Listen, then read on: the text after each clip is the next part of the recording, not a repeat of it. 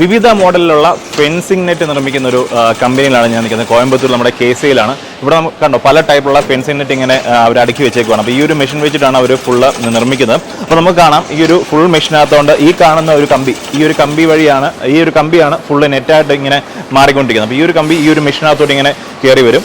ഇത് machine on ആയി കഴിയുമ്പോഴത്തെ ഈ ഒരു കമ്പി തന്നെ ഇതിനകത്തൂടെ ചെന്നിട്ട് ഏത് രീതിയിലാണോ ഇതൊരു ചെയിൻ ലിങ്ക് ആട്ടോ.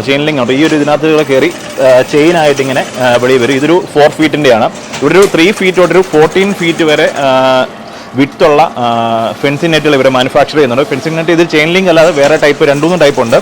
അങ്ങനെ ഇവിടെ വന്നിട്ട് പിന്നെ അതുപോലെ തന്നെ ഈ ഒരു കമ്പനിയുടെ വേറൊരു പ്രത്യേകത വെച്ചാൽ ഈ 2 സൈഡ് ഈ ഒരു ഫെൻസിംഗ് നെറ്റിൻ്റെ നോർമലായിട്ട് മറ്റുള്ള കമ്പനി ചെയ്യുമ്പോൾ ഈ ഒരു ഫെൻസിംഗ് നെറ്റിൻ്റെ എൻഡ് സൈഡ് ഇതുപോലൊക്കെ ഒരു നോട്ട് ചെയ്യാറില്ല. പക്ഷേ KCയുടെ ഈ ഒരു ഫെൻസിംഗ് നെറ്റ് വരുമ്പോഴത്തേക്ക് 2 സൈഡും ഈ ഒരു നോട്ട് എൻഡ് നോട്ട് 2-നും കാണും. അപ്പോൾ അത് പെട്ടെന്ന് ഇളകി പോകത്തില്ല. അപ്പം അങ്ങനെ ഒരു 50 ഫീറ്റ് ആകുമ്പം ഈ ഒരു മെഷീൻ വെച്ചിട്ട് ഒരു റോളാവും. കണ്ടോ, ഇതിപ്പോൾ ഒരു